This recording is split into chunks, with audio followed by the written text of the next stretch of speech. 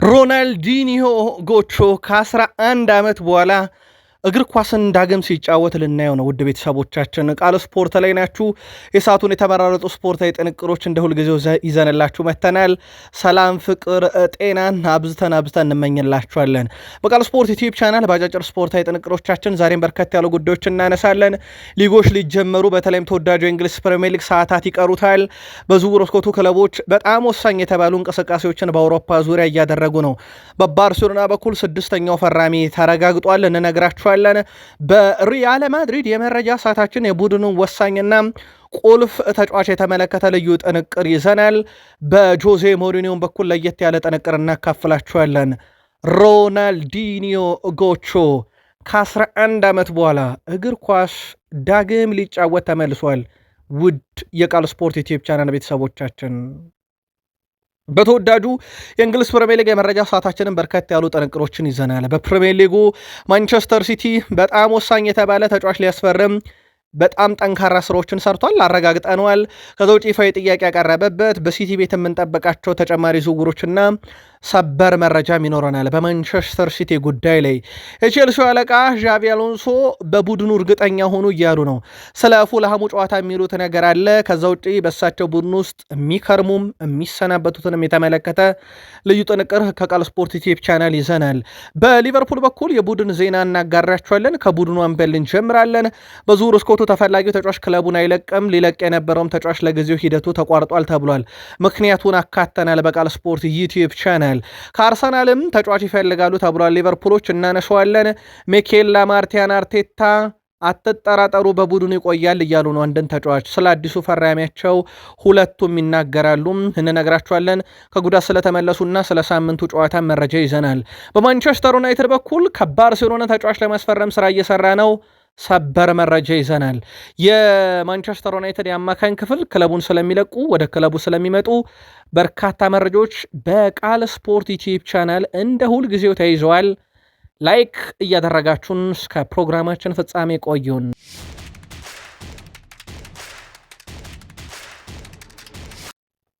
ውድ ቤተሰቦቻችን በመረጃ ሰዓታችን አስቀድመን ባርሴሎናን እናንሳ። ባርሴሎና ዦዋ ካንሴሎን እስከ 29 ኮንትራቱን አራዝሟል። ያለኝን ሁሉ ነገር ሻምፒዮንስ ሊግ ለማንሳት እሰጣለሁ እያለ ነው። ነባሮቹም አዲስ መጪዎቹም የባርሴሎና ተጫዋቾች ወሬያቸው ውስጥ ንግግራቸው ውስጥ ቃለ መጠይቃቸው ሻምፒዮንስ ሊግ የምትል ቃል አጠፋም። እናም ያለን ሁሉ እንሰጣለን። ለሪያል ማድሪድ ብቻ አይደለም የምንዘጋጀው፣ ለሁሉም ነው።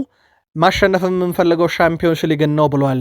ሪያል ማድሪድ ስድስተኛው ተጫዋች ሆኗል ዦዋ ካንሴሎ። አስቀድሞ አንቶኒ ጎርደንን እስከ 2031፣ ካሪም አዴሚን እስከ 2031፣ ሐምዛ አብደል ከሪምን እስከ 2029፣ ጆሽ ቢዩሲን እስከ 2031፣ ሮድሪን እስከ 2030፣ አሁን ደግሞ ዦዋ ካንሴሎን እስከ 2028 ኮንትራት አስፈርመዋል። ማድሪድ ደረሰን። ጆዜ ሞሪኒዮ ለሁለተኛ ጊዜ ዲያን ሁይሰንን ያሰለጥናሉ። ጆዜ ሞሪኒዮ የሮማ አሰልጣኝ በነበሩ ሰዓት ይህን ተጫዋች አጫውተውት ነበረ። ነገር ግን እሳቸው በነገራችን ላይ 90 ደቂቃ አጫውተውት አያውቁም። በሮማ ግን ዲያን ሁይሰንን በጣም ያደንቁት እንደሆነ ሁሌም ይናገራሉ። እሳቸው ወደፊቱን እግር ኳስ ይቆጣጠራል ብለው ነበረ። በኋላም ብራይተን ሄደ፣ ሪያል ማድሪድ ሄደ። እሳቸው ተከትሎት አሁን ማድሪድ መጥተዋል። የመሰከሩለት ያደነቁት ግን በሮማ ሳሉ 90 ደቂቃ ያላጫወቱት ተጫዋች ዳግም በክለብ ደረጃ ተገናኝተዋል። ዲያን ሁይሰን የእሳቸው ቁልፍ ተጫዋች ይሆናል ተብሎ ይጠበቃል። በእሳቸውን በኩል ያው ብዙ መወድስ ያቀረቡለት ተጫዋች ነበር ያኔ አምና ለሪያል ማድሪድ ሲፈርምና ዳግም አብረው የሚሰሩበት እድል ተመቻችቶላቸዋል። ሪያል ማድሪድ ነው የተቀላቀለው። ያን ዲዮሜንዴ የዝውውር ጥያቄ ሲቀርብልኝ ማመን አልቻልኩም ብሏል። የሪያል ማድሪድን ሪያል ማድሪድ ከጠየቀኝ በኋላ ልተኛ እንኳን አልቻልኩም ነው ያለው ዲዮሜንዲ። ማመን ፈጽሞ የማይቻል ነገር ነው፣ እንደ ሪያል ማድሪድ ያለ ክለብ እንፈልግሃለን ሲልህ የሚለው ያን ዲዮሜንዲ አክሎም ሪያል ማድሪድ ሲደውል እምቢ ማለትም አይገባም ብሏል። ያለ ምርጡ ክለብ ስለሆነ ይላል። ለጆዜ ሞሪኖ ስትጫወት ለሱ ለመሞት ትፈልጋለህ፣ ለሱ ለመሞትም ዝግጁ ትሆናለህ ብሏል። የሞሪኖን እግር ኳስ በተመለከተ የመጀመሪያ ፕሮፌሽናል ጨዋታዬ ከሪያል ማድሪድ ጋር ነበር። አሁን የእነሱ ተጫዋች ነኝ። ይሄ የፈጣሪ ስራ ነው። እኔ አፍሪካዊ ነኝ፣ በፈጣሪም ፈጽሞ አምናለው ያለው ያን ዲዮሜንዲ ቀጣይ በጆዜ ሞሪኒዮ ስር ጠብቁኝ እያለ ይገኛል። የሪያል ማድሪድ ስብስብ የፊት መስመሩ ግን እጅግ በጣም የተጠናከረ እጅግ በጣም አደገኛው ስብስብ እንደሚሆን ግን ምንም ጥርጥር የለውም። ቃል ስፖርት ላይ ናችሁ ውዶቻችን። በእግር ኳስ ታሪክ ውስጥ በርካቶቻችን እግር ኳስ ለመውደድ ምክንያት ጥቀሱ ቢባል ሮናልዲኒዮ ጎቾን መጥቀስ ገለልተኛ አይደለም አያስብልም። አንድን ሰው ሮናልዲኒዮን ጎቾን መውደድ ወየ ብራዚል ወየ ባርሴሎና ደጋፊውን ላይ አያስብልም። ሮናልዲኒዮ ብቻውን በእግር ኳስ ዓለም ውስጥ የሚወደድ ሰው ነው። እሱም ይላል እኔ ሰዎች የሚወዱኝ በመልክ አይደለም ስለማዝናናቸው ነው የምትለው ንግግሩ የምትታወስ ናት። የቀድሞ የብራዚል ተጫዋች ሮናልዲኒዮ ጎቾ ጫማውን ከሰቀለ 11 ዓመት አልፎት ነበረ። ሮናልዲኒዮ ጎቾ በጣሊያን 3ኛ ዲቪዚዮን ለሚሳተፈው ራቬና እግር ኳስ ክለብ ግን ዛሬ ፊርማውን አኑሯል። በዛሬው ዕለት ወደ ጣሊያን ያመራው ሮናልዲኒዮ ጎቾ ከክለቡ ባለቤቶች ውስጥ አንዱም ሆኗል። ሮናልዲኒዮ ዛሬ የክለቡ አዲስ ፈራሚ ሆኖ የሚተዋወቅ ሲሆን 6,000 አካባቢ ደጋፊዎችም ይታደማሉ ተብሏል። በቡድኑ ቀጣይ ጨዋታ ዝግጁ ስለመሆኑ ይፋ ያላደረገው ተጫዋቹ ዋና ዓላማዬ የመጨረሻዋን ጎል ማስቆጠር ነው በእግር ኳስ ብሏል። የ46 ዓመቱ ሮናልዲኒዮ ጎቾ ለመጨረሻ ጊዜ ኳስ ሲጫወት እየታየው 2015 ለፍሎሜንሴ ነበረ። ከዛ በኋላ ግን ኳስ አቁሞ ከዛ በኋላ ሁላ እስር ቤት ገብቶ ነበረ። ለማንኛውም የበርካቶች እግር ኳስ መውደድ ምክንያት እግር ኳስ ጥበብም አዝናኝም መሆኗን ያሳየው ሮናልዲኒዮ ጎቾ ኳስ ደንሱ ያስቆጠረው ሮናልዲኒዮ ጎቾ ከራሱ የሜዳ ክፍል እስከ ሰው ሜዳ ክፍል ኳስ ይዞ የሚሄደው ኳሷን በፈለጋት አይነት መንገድ የሚያንሸራሽራት ሮናልዲኒዮ ጎቾ ከ11 ዓመት በኋላ እግር ኳስ ሊጫወት በዛሬው ዕለት በጣሊያን 3ኛው ዲቪዚዮን ለሚገኝ ክለብ ራቬና ፊርማውን አኑሯል። ቃል ስፖርት ላይ ናችሁ ውዶቻችን። የተመራረጡ ስፖርታዊ ጥንቅሮችን እያጋራናችሁ እንገኛለን። ከተወዳጁ የእንግሊዝ ፕሪሚየር ሊግ ወዳገኘናቸው የዕለቱ ጥንቅሮች እንሻገር። ውድ ቤተሰቦቻችን አብራችሁን ስትቆዩ ግን ላይክ፣ ሰብስክራይብ እና ሼር አድርጉን። ፕሪሚየር ሊጉ ሊጀመር ሰዓታት ብቻ ይቀሩታል። ይህን መረጃ ስትከታተሉ የመጀመሪያ ሳምንት እናንተ የምትደግፉት ክለብ ምን አይነት ውጤት ሊያስመዘግብ ይችላል? ከተጋጣሚ አንጻር መልከታችሁን እየጻፋችሁልን ከፕሪሚየር ሊግ መረጃ ጋር አብራችሁን ቆዩን። ሰበር መረጃ ለን ሲቲ ቤት ማንቸስተር ሲቲ የፓልሜራሱን የክንፍ ተጫዋች አለን ኤልያስ ለማስፈረም ይፋ እንቅስቃሴ ጀምሯል። ስራዎችም እየተሰሩ መሆኑ ተረጋግጧል። ማንቸስተር ሲቲ ይህንን ተጫዋች የሚያመጣው ደግሞ ለሳቪኒዮ ተተኪ ለማድረግ መሆኑም ተረጋግጧል። ተጫዋቹ በፓልሜራስ ባለው ኮንትራት ውል ማፍረሻው 100 ሚሊዮን ዩሮ እንደሆነም ተገልጿል። የብራዚል ክለብ ፓልሜራስ ተጫዋቹን የመልቀቅ ፍላጎት እንደሌለው ዘ አትሌቲክ ቢያረጋግጥም ሲቲዎች እንቅስቃሴ እያደረጉ ነው። ይሄን ገንዘብ ግን ይከፍላሉ ተብሎ አይጠበቅም። ሳቪኖን በተመለከተ እስከ 85.6 ሚሊዮን ፓውንድ ቶትናም ሆትስፐርስ ሊቀላቀል የሚችልበት እድል አለ። የማርሙሽም ጉዳይ የተያያዘ ነው። በእርግጥ ቅድሚያ የሚሰጡት አይደለም። ምናልባት በሳቪኒዮ በኩል ቶትናሞች ካልተሳካላቸው ዦ ፔድሮ ደግሞ እየጠበቃቸው እንደሆነ ይታወቃል። ከቼልሲ ወይም እዛ እንደሚፈልጉት ይታወቃል። ይህ ሁሉ ለመተካት ነው እንግዲህ በማንቸስተር ሲቲ በኩል ደግሞ አለን ኤልያስን ከፓልሜራስ ለማምጣት ይፋ እንቅስቃሴ ጀምረው ሲቲዎች የሚጠብቁት የአማካኝ ክፍሉን እናንሳው። ማንቸስተር ሲቲ አዳም ዋርተንን ለማስፈረም ክሪስታል ፓላስን ይፋዊ ጥያቄ ጠይቋል። ፓላስ እሱን የመሸጥ ምንም አይነት እቅድ የለንም ብሏል። ምናልባት ማንቸስተር ሲቲ ይፋዊ ገንዘብ ይዞ ሲሄድ እምቢ ላሉ የክሪስታል ፓላሶች የሚለው ይጠበቃል። ከ78 ሚሊዮን ፓውንድ በላይ ተጠይቆበታል። ሊቨርፑል ዩናይትድ ስለ ተጫዋቹ መረጃ ያላቸው ያሰባሰቡ ሌሎች የፕሪሚየር ሊግ ክለቦች ናቸው። ማንቸስተር ሲቲ ዛሬ በይፋ ፓላስን ጠይቋል። ፓላስ ለመሸጥ እቅድ የለንም ብለዋል። በነገራችን ላይ ውድ የማንቸስተር ሲቲ ደጋፊዎች የቃል ስፖርት ዩቲዩብ ቻናል ውድ ቤተሰቦቻችን የአዮብ ቧዲ ዝውውር ወደ መጨረሻው ምዕራፍ ደርሷል። የቀረውን ደጋግመን ነግረናቸዋል። ቼልሲ ያስቀመጠው ቀነ ገደብ ቢያልፍም ሲቲ ኤንዞ ፈርናንዴዝን ጉዳይ ፋይል አልዘጋም። አዳም ዋርተንን በተመለከተ ፓላስን አናግሯል። ማኖ ኮኔም ሌላኛው ዝርዝር ነውና ሲቲ ወደ አማካኝ ዝውውር ገበያ ገብቷል። ያዩ ቧዲ ምናልባት ቀድሞ ሊጠናቀቅ ይችላል፣ ግን አንዳች ትልቅ ተጫዋች በዚህ የሜዳ ክፍል ሲቲ እንደሚያመጣ ምንም ጠረጥር የለውም። በተወዳጁ የእንግሊዝ ፕሪሚየር ሊግ የመጀመሪያ ሳምንት ሊጀመር ሰዓታት ቀርተውታል። አርብ ምሽት 4 ሰዓት አርሰናል ከኮቨንትሪ ሲቲ እያለ ይቀጥላል። ማንቸስተር ሲቲም ተጠባቂው ክለብ ነው በፕሪሚየር ሊጉ። ከአርሰናል በመቀጠል ሁለተኛ ቅድመ ግምት የተሰጠው እንደሆነ ይታወቃል። ኦገስት ወር ለሲቲው ተጫዋች ሃላንድ ደግሞ ምርጡ ወር ነው። ሃላንድ በኦገስት ወር 22 ጨዋታዎችን አድርጎ 22 ጎል አስቆጥሯል። 14 ጨዋታን አድርጎ 22 ጎል አስቆጥሯል። ያ ማለት ለሃላንድ እንደ ኦገስት ወር ምቹ የለም። ስለዚህ የመጀመሪያ 2 የሲቲ ጨዋታዎች በዚህ ወር ይደረጋሉና ከሃላንድ ብዙ ጎል የምንጠብቅበት ወር መጥቷል ማለት ነው። በየ54 ደቂቃ ጎል ያስቆጥራል ኦገስት ላይ። ከዛ የፕሪሚየር ሊግ ሁለተኛ ወር ላይም በየ71 ደቂቃ ያስቆጥራል። ከዛም በሶስተኛ ወር ላይ ደግሞ በ89 ደቂቃ ያስቆጥራል። በጣም ሌላ የሚመቸው ወር ኤፕሪል ነው። ለማንኛውም ኦገስት ለተጫዋቹ ምቹ ጊዜን ይዞ መጥቷል። በነገራችን ላይ በፕሪሚየር ሊግ 2026-27 የፋንታሲ ፕሪሚየር ሊግ ላይ ውዱ ተጫዋች ሃላንድ ሆኖም ቀርበዋል።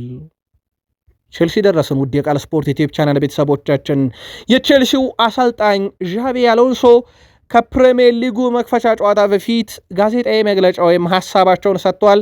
ሰኞ ምሽት ደርቢ ያላቸው የለንደን ደርቢ፣ በጣም አስገራሚ ነገር እሳቸውን ተክተው የማድሪድን ወንበር የተቆጣጠሩትን አልቫሮ አርቤሎን ነው በተቃራኒ የሚገጥሙት የቀድሞ የሪያል ማድሪድ የተከታታይ አሰልጣኞች ማለት ነው። ዣቪ አሎንሶ ስለ ኤንዞ ፈርናንዴስ ተጠይቀው ነበረ። እሱ የቼልሲ ተጫዋች ነው፣ እሱ በትልቅ ደረጃ ያለ ተጫዋች ነው ብለዋል። እሱ ስላለን ደስተኞች ነን፣ ሰኞ ላለብን ጨዋታም እየተዘጋጀን ኤንዞ ፈርናንዴስ ሲሉ ተደምጠዋል። በቡድኑ ደስተኛ ነኝ ያሉት ዣቪ አሎንሶ ብዙ ትክክለኛ ምርጫዎች አድርገናል፣ አሁን በጥሩ ሁኔታ ላይ ነን ብለዋል። ስለ ፉልሃሙ አሰልጣኝ አልቫሮ አርቤሎ የተጠየቁት ዣቪ አሎንሶ ጥሩ ግንኙነት አለ፣ ነገር ግን ሜዳ ላይ ስንገባ ጓደኝነት የሚባል ነገር ለ90 ደቂቃ የለም።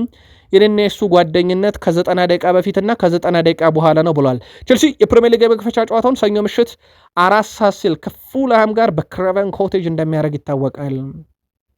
በቼልሲ በኩል እንግዲህ እሳቸው የአማካይ ስፍራውን ተጫዋች ኤንዞ ፈርናንዴዝን እናቆያለን ብለዋል።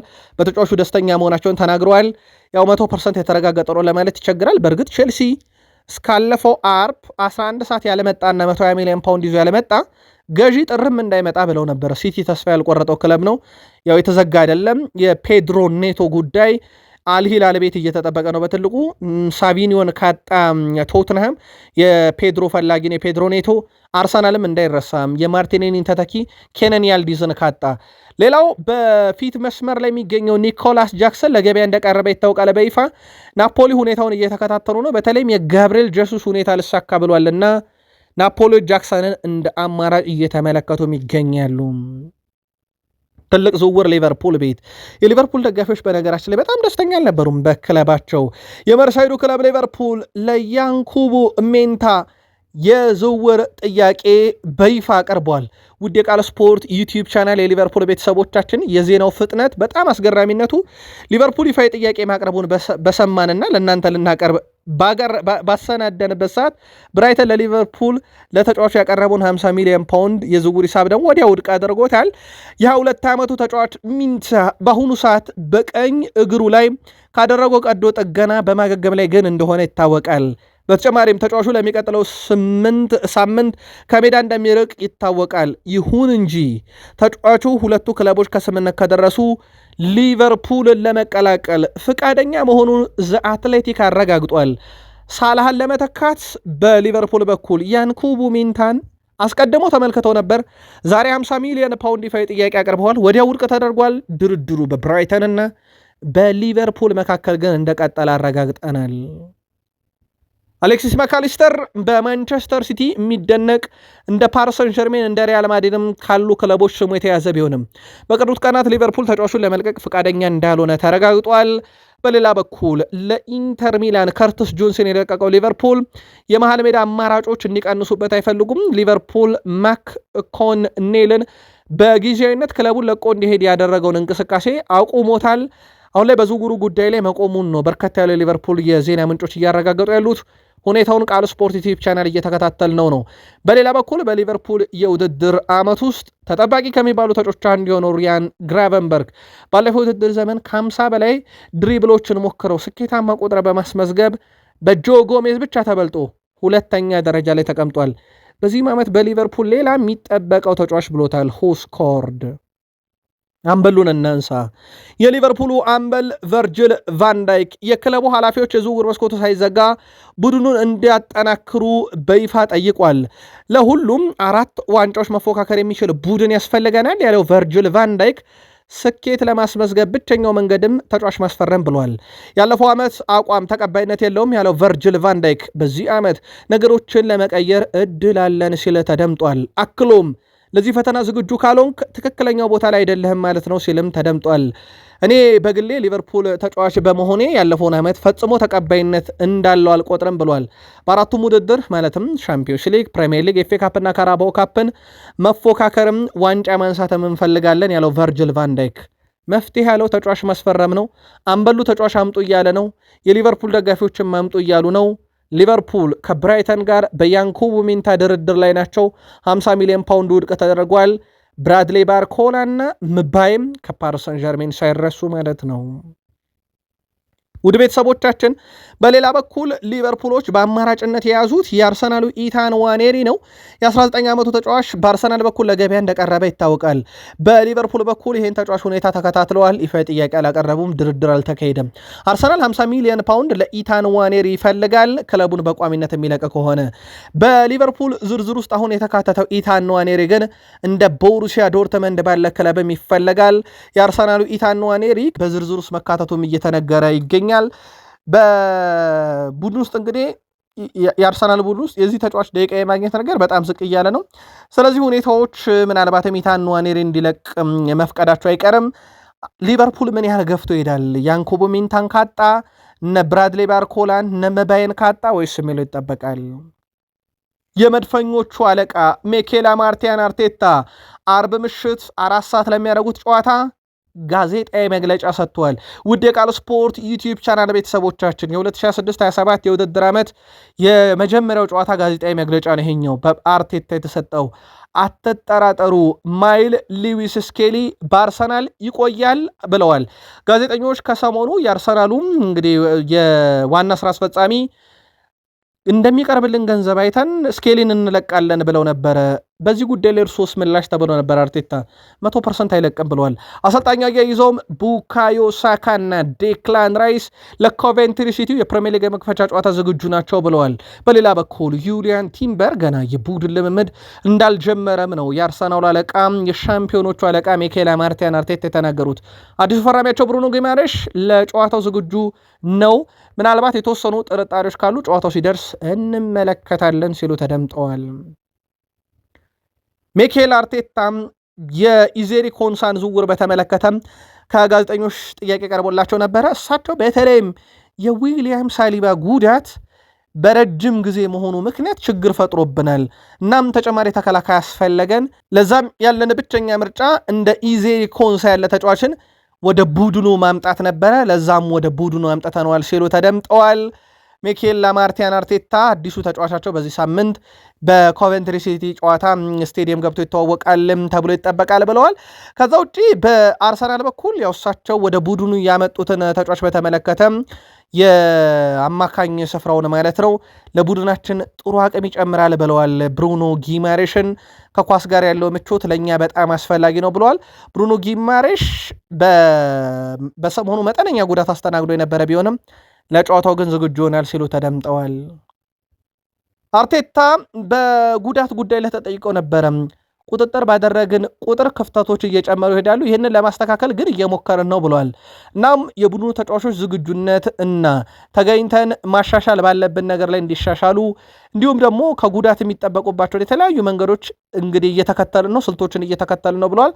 ጉዳት ግን በጣም እየጎዳቸው መሆኑን አልሸሸጉም። እሳቸውም አርሰናልን እየመሩ በነገራችን ላይ አርቴታ 150ኛ ድላቸውን ለማስመዝገብ የኮቬንትሪ ሲቲ ጨዋታ ድል ማድረግ ይጠበቅባቸዋል። 250 ጨዋታ ባነሰ ጊዜ 150ኛ ድላቸው ላይ የደረሱ 5ኛው አሰልጣኝ ይሆናሉ፣ ይህንን የሚያሳኩ ከሆነ ማለት ነው። ከዚህ በፊት ጋርዲዮላ፣ ሞሪኒዮ፣ ሰር አሌክሳንደር ሻክመን ፈርጉሰን እና ክሎፕ አሳክተውታል። የኮቬንትሪ ሲቲ ድል በዚህ መልኩ ለአርቴታ ያስፈልጋቸዋል። በአርሰናል በኩል ምናልባት ከተጋጣሚ ጋር በተያያዘ ያነሱትን እናንሳ። ላምፓርድን በተመለከተ ማለት ነው። ሚኬል አርቴታ የእሱን ክሊፖች ወይም ቪዲዮዎች ተመልክቻለሁ። ድንቅ ተጫዋች ነበረ። እሱ ከምወዳቸው የመሃል ሜዳ ተጫዋች አንዱ ነው። እናም ምንም ጥርጥር ለበርካታ የመሃል ሜዳ ተጫዋች ማሪያ ነው ብሏል። በመሃል ሜዳ ሁሉንም ነገር ማድረግ ይችላል። ጥራት ያላቸው ተጫዋቾች አሁን በኮቬንትሪ ሲቲ የመያዙን አይቻለሁ ብሏል። በነገራችን ላይ ኮቬንትሪ ሲቲ 9 አዳዲስ ተጫዋቾችን አስፈርሞ ነው የአርሰናሉን ጨዋታ የሚገቡት። በአርሰናል በኩል እንደ ክርስቶስ ዞሊስ ያለ ተጫዋች ይጠበቃል። በነገራችን ላይ ክርስቶዞሊስ 2023-24 8 አሲስት፣ 2024-25 14 አሲስት፣ 25-26 በተጠናቀቀው ውድድር ዓመት 29 አሲስት ያለው ተጫዋች ነው። አርሰናል ከኮቬንትሪ ሲቲ በሚያደርጉትም ጨዋታ ከጋብርኤል ማርቲኔሊ ቀድሞ ክርስቶዞሊስ የመጫወቻ ደቂቃን እንደዚሁ ያገኛል ተብሎ በትልቁ የሚጠበቀው የአርሰናል ተጫዋች ነው።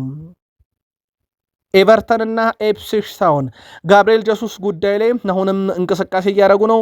ጀሱስ ከናፖሊ የመጣለትን ጥያቄ አልተቀበለም። በተለይም ተጫዋቹ ዋነኛ ህልሙ አሁንም በፕሪሚየር ሊግ ቀጥሎ የፕሪሚየር ሊግ ጎሎችን ማስቆጠር ነውና ፕሪሚየር ሊጉን መልቀቅ አይፈልግም። ይህን የተረዱ የፕሪሚየር ሊግ ክለቦች ኤቨርተንና ኢፕስዊች ጠንክረው እየሰሩ ነው ተብሏል።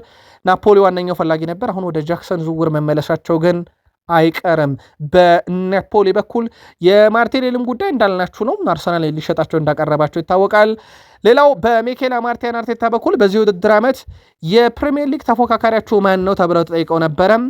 ትልቁ ተቀናቃኝ ራሳችንን ሲሉ ተደምጠዋል። ፍርሃት የሚባል ነገር የለም እኛ ጋር ለአሁኑም ሲዝን ዝግጁ ነን ብለዋል። ትልቁ ተቀናቃኛችሁ ማን ነው ሲባል ራሳችን ብለዋል። አክሎም ገና ልናሻሽላቸውና ልናጠናክራቸው የሚችሉ ቦታዎች ሳይ ሁሉም በእኛ ላይ የተመሰረተ ይመስለኛል እና ቀጣይ ውድድር ዓመት የፕሪሚየር ሊጉን ዋንጫ ማንሳት የሚመረኮዘው በራሳችን ላይ ነው ሲሉ ተደምጠዋል። ማንቸስተር ዩናይትድ የበርካቶች ጥያቄ ወደነበረ አንድ ዝውውር በይፋ ገብቷል። የባርሴሎናን ተከላካይ ለማስፈረም ከሰሞኑ ፖል ስኮልስ ጋቴ ተከላካይ ነው አለ። ሮይ ኪን የባሌባ ለመምጣት ወደዋለሁ ግን ችግሩ ተከላካይ ነው አለ።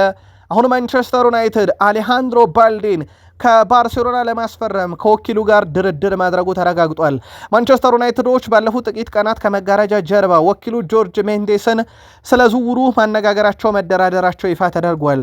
ተጫዋቹ ለዩናይትድ ምላሽ ሰጥቷል። በባርሴሎና ደስተኛ ነኝ፣ ነገር ግን ባርሴሎና እኔን ለመልቀቅ ከፈለገና ለሽያጭ ካቀረበኝ ሁኔታውን አየዋለሁ ብሏል። አሌሃንድሮ ባልዴ ባርሴሎና ለገበያ ካቀረበው ማንቸስተር ዩናይትድ ይገዛዋል ማለት ነው። ስለዚህ ድርድሩ የሚካሄደው በማንቸስተር ዩናይትድ እና በባርሴሎና መካከል ይሆናል ማለት ነው። አሌሃንድሮ ባልዴ ግን ለዩናይትድ መፍትሄ ይሆናል ወይ? ከጆርጅ ሜንዴስ ጋር የተደረገው ድርድር ጥሩ የሚባል ነው። ከባርሴሎና ጋር በቀጣይ ቀናት ይጠበቃል። የብራይተን ዋና ስራ አስፈጻሚ ፖል ባርበር ስለ ካርሎስ ባሌባ የማንቸስተር ዩናይትድ ዝውውር ተጠይቀው ነበረ። ስለዚህ ጉዳይ አሁን መናገር አልፈልግም ብለዋል። የዝውውር መስኮቱ ወቅት እንደመሆኑ ለተጫዋቾችና የተለያዩ ዝውውር ጥያቄዎች የሚቀርቡበት ጊዜ ነው የሚሉት እሳቸው በአሁኑ ሰዓት ስለ ካርሎስ ባሌባ ልናገር የሚችለው ነገር ቢኖር ለእኛ በጣም ጥሩ ነገሮችን ያከናወነና ትልቅ ክሎት ያለው ወጣት አማካይ መሆኑን ብቻ ነው ብሏል። በዚህ ምክንያት ላለፉት ጥቂት ዓመታት በዓለም ላይ ካሉ ትልቅ ክለቦች ፍላጎት መሳቡም የቻለው ለዛን ይላሉ። የዝውውር ሂደቱ ወዴት እንደሚያመራ አብረን እናያለን ብሏል። በማንቸስተር ዩናይትድ እና በብራይተን መካከል በዝውውር ሂሳቡ መንገድ እንግዲህ ያከፋፈል ሁኔታ የዝውውር ሂሳቡ ላይ ድርድሩ እንደቀጠለ ነው። ባሌባ ለዩናይትድ የ5 ዓመት ኮንትራት ለመፈራረም ከስምነት ደርሶ የሁለቱን ክለቦች መስማማትና የሕክምና ምርመራውን እየተጠባበቀ እንደሆነ የሚዘነጋ አይደለም። ኔዘርላንድ የፊት መስመር ተጫዋች ጆሹዋ ዜርኪዝ በማንቸስተር ዩናይትድ ቤት ያለውን የወደፊት ቆይታ እስካሁን በውል አላወቀም። ተጫዋቹ ምንም እንኳን የመጫወት እድል ማግኘት የሚፈልግ ቢሆንም አሁንም ግን የዩናይትድን ቆይታ ይወደዋል የተባለው ማንቸስተር ዩናይትድ በበኩሉ ተጫዋቹን ለመሸጥ ከፈላጊ ክለቦች ተደጋጋሚ ውይይት ማድረጉ ይታወቃል። ይሁን እንጂ ማንቸስተር ዩናይትድ የሚመጣለት ጥያቄ ውሰት መሆኑን አልወደደውም። የኔፕልሱ ክለብ ናፖሊ ዜርኪዝን ለማስፈረም ፍላጎት ያለው እንደሆነ ይታወቃል። ግን ሌሎች አማራጮችን ቀድሞ እያየ ነው። በማንቸስተር ዩናይትድ በኩል ተጫዋቹን ለመሸጥ ያላቸው ፍላጎት እንደሚቀርብላቸው ገንዘብና እንደ ፈላጊዎቹ ሁኔታም የተመረኮዘ እንደሆነ ይታወቃል። ግን ዩናይትድ ባሰቡት ልክ ቀላል ዝውውር እንዳልሆነላቸውም የሚዘነጋ አይደለም። ከናፖሊ በፊት ዩቬንቱስ የተጫዋቹ ፈላጊ ነበር። ናፖሊ አሁን ላይ ሌሎችንም አማራጮች እየተመለከተ ይገኛል። ለማንኛውም ለቃል ስፖርት ዩቲዩብ ቻናል ለዩናይትድ ቤተሰቦች የጆሽኳ ዜርኪዝም ጉዳይ እስከ መጨረሻው እልባት እስከሚያገኝ ቀን ድረስ አፕዴት የሆነ ነገር ካለ እንነግራችኋለን። አርሰናል የማንቸስተር ዩናይትዱን ወጣት ተጫዋች ሀቢብ ኦግኜን ለማስፈረም ከዩናይትድ ጋርና ከተጫዋቹ ጋር ከስምነት ደርሷል። ተጫዋቹ የሰሜን ለንደኑን ክለብ ይቀላቀላል። ማንቸስተር ዩናይትድ በወደፊት ሽያጩ ላይ የተወሰኑ ገንዘቦችን ያገኛል ተብሎ ይታሰባል። የሕክምና ምርመራውንም ያደርጋል ተብሎ ይጠበቃል በሰዓታት ውስጥ። ከዛ ውጭ ግን በማንቸስተር ዩናይትድ በኩል ሌላኛው በአርሰናል ሲፈለግ የነበረው ለሀገሩ ጂብራልታር እየተጫወተም የነበረና በጣም አስደናቂ ጊዜን ያሳለፈው ተስፈኛው አጥቂ ጄምስ ስካሎኒ ኦጊኝን በተመለከተ እስካሁን ውይይት ላይ ናቸው አርሰናል እና ተጫዋቹ ሀቢብ ኦጊኝን ፈለግ በመከተል አርሰናል ያቀናል ተብሎ ሲጠበቅ ነበረ። በነገራችን ላይ እስካሁኑ በሁለቱ ክለቦች መካከል ስምነት ባይኖርም በቀደመው ውድድር ዓመት ዝግጅት የጨዋታ ተሳትፎ ያላደረገው ታዳጊ አጥቂ ከዩናይትድ ጋር መለየቱ ግን የሚቀር አይመስልም። ይሄም ወደ አርሰናል ያመራል ተብሎ በትልቁ እየተጠበቀ ያለ ተጫዋች ነው። ማንቸስተር ዩናይትድ በቅርብ ዓመታት ውስጥ ከአርሰናል እንደ ማርቲን ቾድ ኦቢን ያለ አጥቂ ሲያመጣም የሚዘነጋ አይደለም። በማንቸስተር ዩናይትድ በኩል ብሩኖ ፈርናንዴዝ የኔ ዋነኛ ፍላጎት ተጫዋቾች ወይም አጥቂዎች ጎል እንዲያስቆጥሩ ነው፣ የኔ ዋነኛም ፍላጎት እሱ ነው ብሏል። ይህ ለእኔ እንደ አሲስት ስለሚታይልኝ ብቻ ሳይሆን ለእነሱ ተጨማሪ ጎሎችን እንደሚያገቡም ስለምፈልግ ነው ሲል ተደምጧል። የተጠናቀቀ የውድድር ዓመት የፕሪሚየር ሊጉ የከፍተኛ አሲስት ባለቤት ብሩኖ ፈርናንዴዝ። ሮይ ኪንም ከዚህ ጋር በተያያዘ ቀጣይ ውድድር ዓመት የፕሪሚየር ሊጉ ምርጡ ተጫዋች ያለምንም ጥርጥር ብሩኖ ፈርናንዴዝ ይሆናል ብሏል። በነገራችን ላይ ከ5 ቀን በኋላ የፒኤፍኤ ዓመቱ ምርጥ ተጫዋች ሽልማት ይካሄዳል። ያው ቅድመ ግምቱ ለብሩኖ ከዛ ለዴክላን ራይስም ተሰጥቷል። ከሁለት አንዳቸው ሽልማቱን ይረከባሉ ተብሎ ይጠበቃል። የፕሪሚየር ሊጉ ዓመቱ ምርጥ ተጫዋች ብሩኖ ፈርናንዴዝ ተብሎ እንደተመረጠ የሚዘነጋ አይደለም። ሮይ ኪን ያትጠራጠሩ፣ ቀጣይም የውድድር ዓመት የዩናይትድ ብቻ ሳይሆን የፕሪሚየር ሊጉ ምርጡ ተጫዋች ብሩኖ ይሆናል ሲል ተደምጧል። ማንቸስተር ዩናይትድ የፕሪሚየር ሊግ የመክፈቻ ጨዋታውን ቅዳሜ 8 ሰዓት ከ30 ሲል ከሃል ሲቲ ጋር እንደሚያደርግ ይታወቃል። አንድ መረጃን ጠቁማችሁ፣ ክላረንስ ሲዶርፍ ዩናይትድን 2 ጊዜ ልቀላቀል ነበረ፣ በኋላም ግን በሮናልዲኒዮ ናዛሪዮ ዴሌማ ምክንያት ዩናይትድን አልተቀላቀልኩም ብሏል። ምክንያቱ ደግሞ ሌፒ የተባሉት የወቅቱ የኢንተር አሰልጣኝ ደወሉልኝ፣ ከዛ በኋላ ወደ ኢንተርና ከክርስቲያን ቬሪና እንደዚሁም ከሮናልዶ ጋር አብረ ትጫወታለህ አለኝ፣ ከአረናይኑ ሮናልዶ ናዛሪዮ ዴሌማ ጋር ማለት ነው። እኔ ይሄ ጥያቄ ሲቀርብልኝ ወዲያው የጠየቅኩት መቼ የት ልገኝ ብዬ ነው። ሮናልዶ ናዛሪዮ ዴሌማና ከክርስቲያን ቬሪ ጀርባ ለመጫወት ስል የማንቸስተር ዩናይትድን የሰር አሌክሳንደር ቻክማን ፈርጉሰንን ጥያቄ ያልተቀበልኩበት ምክንያት ሲለ ተደምጧል። በዩናይትድ የመጫወት እድሉ ግን 2 ጊዜ ገጥሞኝ ነበር ብሏል።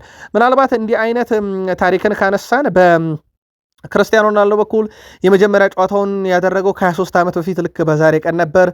በዩናይትድ ከማይረሱ ሌጀንዶች ውስጥ አንደኛው ነው። ሌላው ፓትሪስ ኤቭራ ሻምፒዮንስ ሊግ ዋንጫ ማሸነፍ የሚችለው ኳስን በብዛት ተቆጣጥረው ስለተጫወቱ ወይም በፕሪሚየር ሊጉ አንደኛ ሆኖ ስለጨረሱ ብቻ አይደለም፣ በትልቅ ጨዋታና በአስፈላጊ ጊዜያት ሳይደናገጡ መጫወት ነው። ስለዚህ ዩናይትድ ተስፋ አለው እያለ ነው። ቀጣዩ ውድድር ዓመት የፕሪሚየር ሊግም ሻምፒዮን ይሆናል ብሎ ለቀድሞ ክለቡ ዩናይትድ ቅድመ ግምቱን እንደሰጠ ይታወቃል። ቃል ስፖርት ላይ ነበራችሁ ጥቂት ደቂቃዎችን ቆይተን ተጨማሪ መረጃዎችን ይዘን እንምጣ። አበቃን።